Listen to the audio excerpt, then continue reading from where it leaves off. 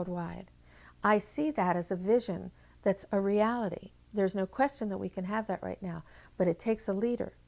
And from what I hear from talking with soldiers, industry people, university people, with the people around the world, is that it has to start with the United States president, and that's whom we all have to reach. If you're international, if you're around the world, if you're in the United States of America, whether you're from any party or any belief system or any religion, the United States Commander-in-Chief, the President of the United States, is the person that needs to be reached. And we need to say that we want an ultimate, comprehensive, verifiable ban on all space-based weapons, including exotic weapons that we have yet to dream about. Wernher von Braun gave me the assignment of preventing the weaponization of outer space from happening. But what he said to me over and over again was that his real concern, his greatest concern, was about psychotronic weapons. Did he discuss what those were? No. He didn't discuss what they were, but he repeated over and over to me that this was the real concern. This is what we should really be concerned about. But he would add, the public, however, won't understand that yet. So let's just call for the ban on space-based weapons. That can be understood, it can be measured, it can be done. And once you have a ban on space-based weapons, you've put a lid on the arms race. People have become aware, they've become connected consciously, and they will begin to understand that there are alternatives. But his real concern, the biggest concern he had, was about the psychotronic weapons. Those are mind-controlled weapons, mind-controlled people or technology. Very dangerous weapons. The first big speech that I gave for Wernher von Braun was in July of 1974. It was soon after I had met him, just a few months after I had met him. He gave me the assignment of speaking in Chicago at McCormick Hall to 18,000 people.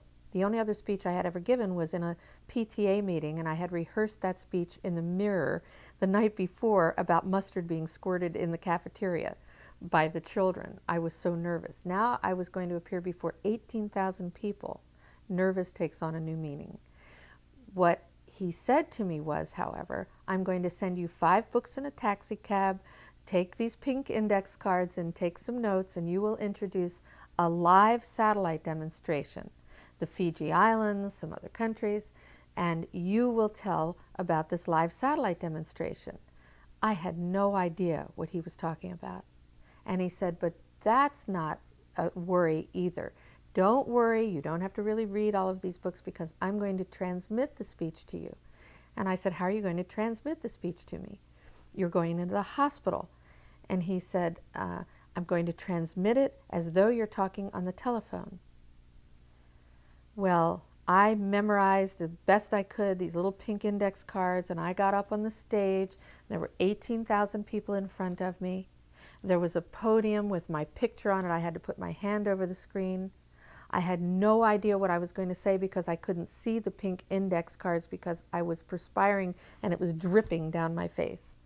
When suddenly I heard in my left ear Wernher von Braun talking to me like he was talking on the telephone.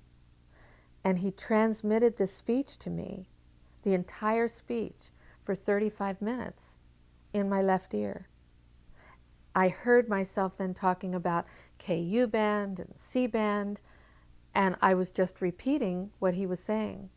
But he was in a hospital bed on the East Coast, and I was in Chicago with nothing, no technology in my ear, standing in front of 18,000 people, listening to him transmit the speech.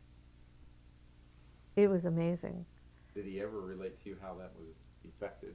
No, he laughed when I asked him. He thought it was funny. I sent it with my autograph to him. I thought that was funny, that I would sign my autograph to him. But he sent it back now with his, and he says, to Carol Sue, this time it was my turn, Wernher von Braun.